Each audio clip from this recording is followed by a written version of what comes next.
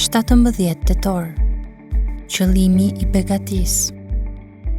Ai që vjedhte, le të mos vjedh më, por më tepër të mundohet duke bërë të mirën me duart e veta, që të ketë t'i jap diçka atij që ka nevojë. Efesianëve 4:28. Ka 3 nivele për të jetuarin me gjërat materiale. Ti mund të vjedhësh për t'i shtënë në dorë, ose mund të punosh për t'i marrë ato, ose mund të punosh për të marrë në mënyrë që t'i japësh. Shumë nga ata që identifikohen si të krishterë jetojnë në nivelin e dytë, kundrejt vjedhjes dhe lypjes ne përlëvdojmë punën dhe ndihemi sikur kemi vepruar virtytshëm nëse kemi hequr dorë nga vjedhja dhe lypja duke ju kushtuar punës së ndershme për një pagë të ndershme. Kjo nuk është një gjë e keqe. Puna është më e mirë se vjedhja dhe të lypurit, por kjo nuk është ajo që na kërkon apostulli.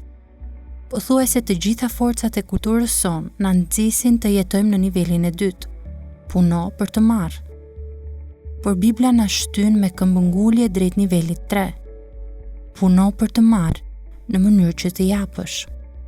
Dhe Perëndia mund të bëjë që gjithë hirit të teprojë ndaj jush, që të keni gjithë një mjaft në çdo gjë, dhe t'ju teprojë për çfarë do vepër të mirë. E 2 Korintasve 9:8. Pse na bekon Perëndia me bollok? Që të mund të kemi mjaftueshëm për të jetuar dhe pastaj ta përdorim pjesën tjetër për çfarëdo lloj vepre të mirë që lehtëson mjerimin fizik dhe frymëror, vuajtjen e përkohshme dhe atë të përjetshme. Atë që mjafton për ne, bollokun për të tjerët. Çështja nuk është sa shumë fiton dikush.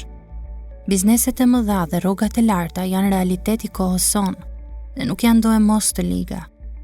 Ligësia është kur mashtrohesh të mendosh se një rrogë e lartë duhet të shoqërohet nga një stil luksoz i jetës. Perëndia na ka krijuar që të jemi përcjellës të hirit të tij. Rreziku është kur mendojmë se përcjellësi duhet të jetë i larë në flori. Në fakt, nuk ka pse të jetë ashtu. Edhe bakri e bën punën. Bakri mund të përcjellë pasuri të pabesueshme tek të tjerët. Ne shijojmë bekimin më të madh në vetë procesin e dhënies. Veprat 20:35.